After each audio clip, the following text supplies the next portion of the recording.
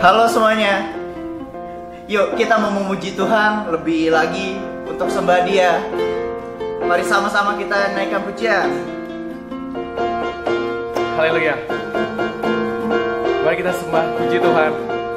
Apa yang tak pernah dilihat mata dan tak pernah didengar telinga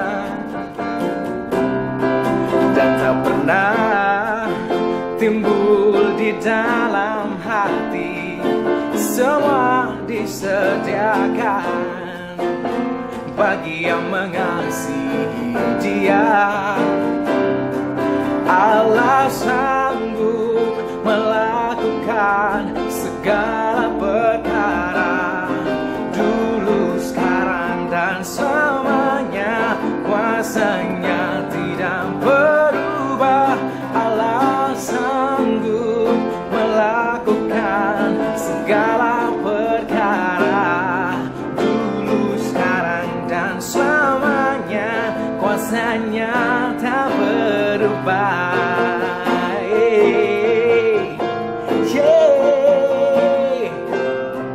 Apa yang tak pernah dilihat mata dan tak pernah didengar telinga dan tak pernah timbul di dalam hati, semua disediakan bagi yang mengasihi Dia. Allah sanggup melakukan segala perkara, dulu, sekarang, dan selamanya. Kuasanya tidak berubah. Allah sanggup melakukan segala perkara, dulu, sekarang, dan selamanya.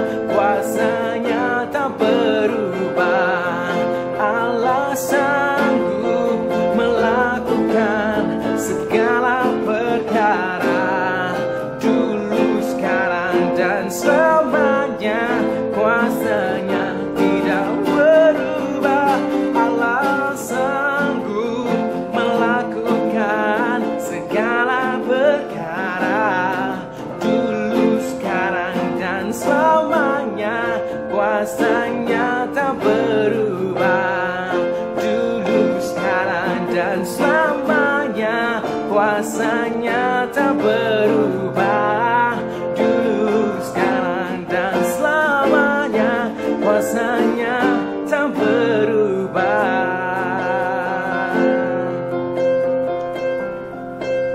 Haleluya. Kita mau masuk lebih dalam lagi, saudara-saudara. Mari kita siapkan hati kita lebih lagi. Kita sembah Tuhan kita yang begitu baik. Terima kasih, terima kasih Yesus.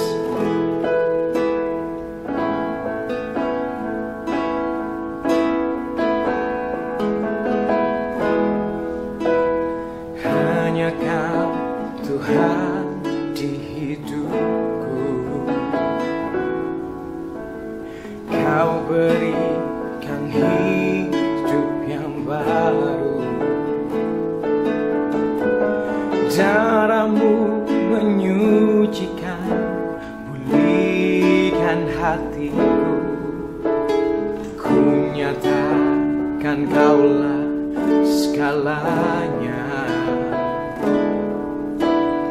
Engkaulah sumber pengharapan.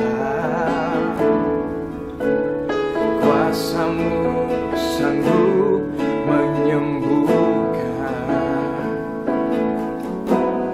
Jiwaku pun berserah hanya kepadamu. Yesus, Kaulah segalanya. Karena salib-Mu ku hidup, karena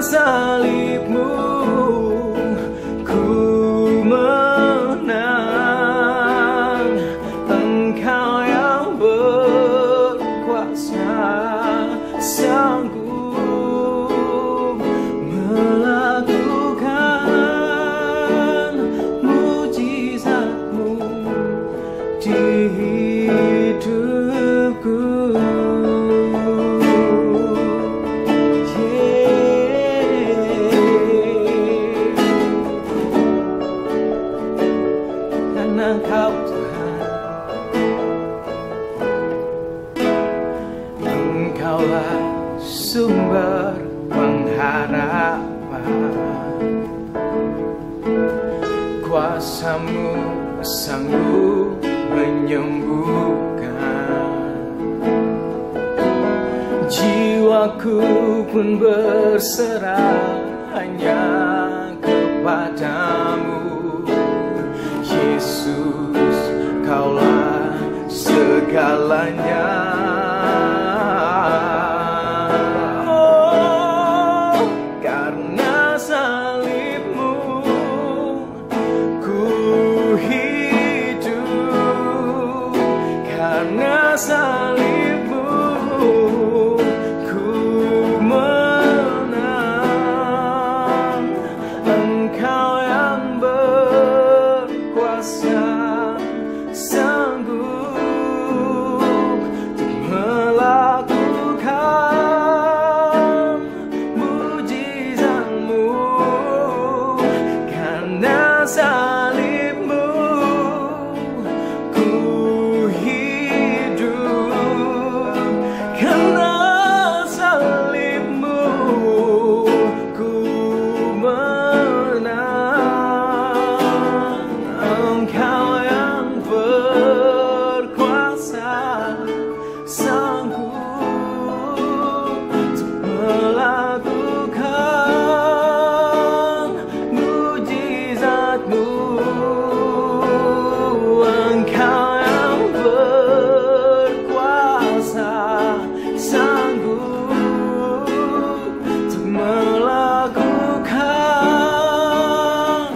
mujizat-Mu di hidupku.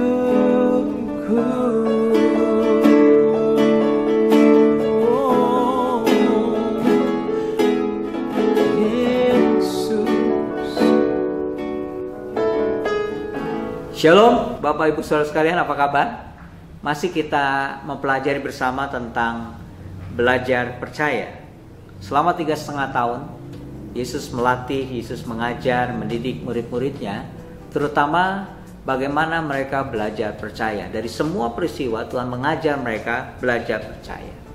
Ya. Nah, kita belajar juga bahwa percaya bukan hanya bicara persetujuan mental, tapi percaya itu berhubungan dengan hubungan dan juga bicara tentang pengenalan.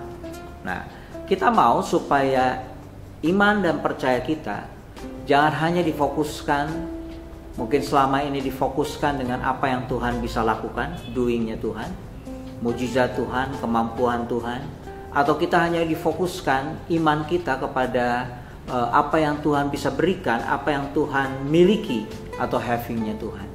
Tapi hari ini mari kita belajar untuk secara mendalam untuk mengenal siapa Tuhan, being-nya Tuhan, siapa diri Tuhan. Karena dengan percaya dan mengenal dirinya Tuhan, kita akan mengalami kedalaman, kita akan mengalami keindahan hidup bersama dengan Tuhan. Itulah pertumbuhan rohani.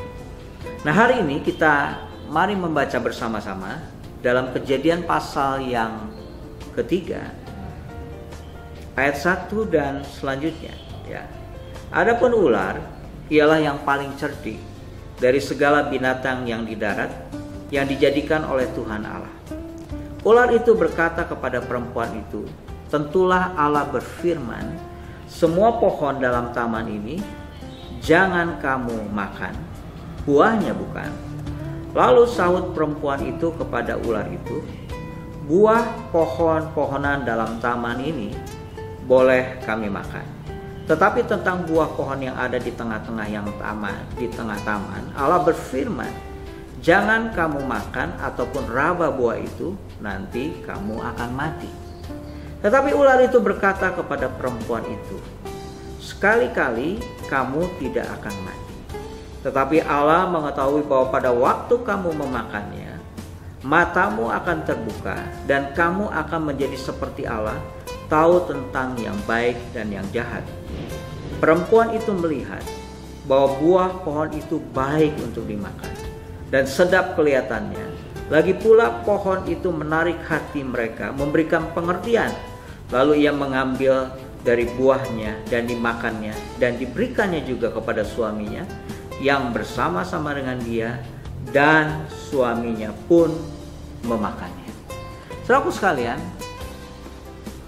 ayat-ayat yang kita baca, orang mengenalnya sebagai peristiwa ketika manusia jatuh dalam dosa. Nah, selama ini orang hanya memahami, kalau orang ditanya apa itu dosa, orang akan selalu menghubungkan dosa artinya karena orang tidak taat. Karena Adam dan Hawa tidak taat. Apa itu dosa? Dosa selalu sesuai dengan pengertiannya adalah meleset dari sasaran. Ya. Atau ada yang bilang bahwa dosa adalah putus hubungan dengan Tuhan. Ya. Terpisahnya hubungan kita dengan Tuhan. Atau ada yang bilang mati, sesuai dengan tadi yang kita baca. Ketika kamu memakannya, kamu akan mati. Dihubungkan dengan mati. Apakah mati rohani atau dan yang lainnya. Atau ada orang yang bilang bahwa dosa adalah seperti yang saya selama ini pegang, bahwa dosa bukan hanya soal sikap hati dan tindakan. Dosa adalah keseluruhan kehidupan kita. Dosa adalah bicara tentang identitas. Makanya lebih tepat kita disebut sebagai pendosa atau orang berdosa.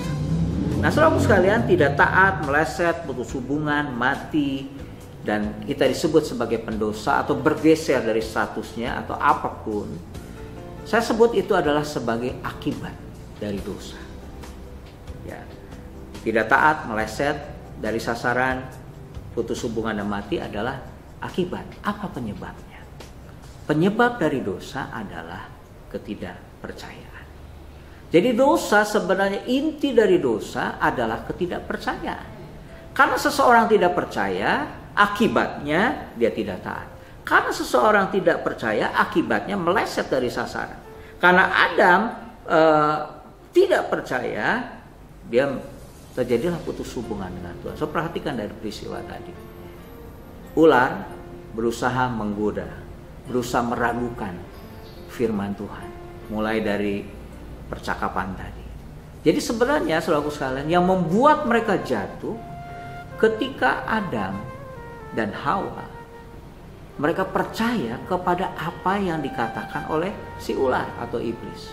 Dia tidak percaya apa yang dikatakan oleh Tuhan sendiri. Akibatnya apa? Mereka jatuh dalam dosa. Nah, saudaraku sekalian, kejatuhan itu terjadi karena ketidakpercayaan. Dosa dan kejatuhan terjadi karena ketidakpercayaan. Sedangkan keselamatan, pemulihan terjadi karena percaya. Nah, saudaraku sekalian, kita harus membedakan prinsip atau pemahaman atau konsep iman Kristiani dengan iman yang lainnya. Kita mengenal agama-agama yang lain juga kita menyebutnya sebagai orang beriman, ya, orang yang percaya. Apa bedanya? Kalau Alkitab menjelaskan tentang iman Kristiani, iman adalah percaya kepada janji. Iman percaya kepada Tuhan. Iman percaya kepada pribadi Tuhan. Sedangkan konsep iman yang lainnya, iman selalu dihubungkan dengan sama dengan ketaatan. Jadi dosa adalah ketidaktaatan. Nah, hari ini kita belajar bahwa dosa dimulai atau dosa adalah dimulai dari ketidakpercayaan. Tapi saudaraku sekalian, Tuhan adalah Tuhan yang sangat baik. Ketika Adam dan Hawa jatuh dalam dosa, mereka tidak percaya kepada Tuhan. Tuhan selalu memberikan solusi jalan keluar. Allah selalu memberikan harapan yang baru. Tuhan atau Allah selalu memberikan kesempatan yang baru. Ketika mereka jatuh, Tuhan memberikan yang namanya jalan keluar. Tuhan berjanji. Ada sebuah janji dalam Kejadian 3 ayat 15. Kejadian 3 ayat 15, aku akan mengadakan permusuhan antara engkau di sini adalah ular, dan perempuan ini Hawa, antara keturunanmu dan keturunannya. Keturunannya, artinya keturunan dari Hawa akan meremukkan kepalamu dan engkau akan meremukkan kulitnya. Di tengah kejatuhan mereka, Allah memberikan sebuah harapan dan janji.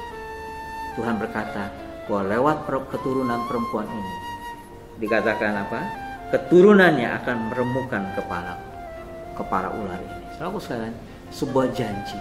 Tahukah saudara, ayat ini bicara tentang pengorbanan Kristus. Keturunan wanita ini atau perempuan ini adalah bicara tentang salib Kristus, apa yang Tuhan kerjakan di kayu salib yang akan menghancurkan pekerjaan dari si iblis. Nah, saudara sekalian, ketika Tuhan memberikan janji, Tuhan meneguhkan lewat sebuah peristiwa pengorbanan. Saat Tuhan berkata bahwa mereka akan mati, mereka tidak langsung mati. Mungkin ada orang yang menafsirkan bahwa mati yang dimaksud adalah mati rohani, oke. Atau ada yang bilang, ada yang menyebutkan mati jasmani, tapi tidak langsung mati waktu itu. Tapi yang terjadi adalah terjadi substitusi, penggantian. Yang mati adalah seekor kambing domba. Ketika Hawa dan Hawa jatuh dalam dosa, mereka menutupi dengan daun arang. Tapi Tuhan ganti dengan kulit binatang.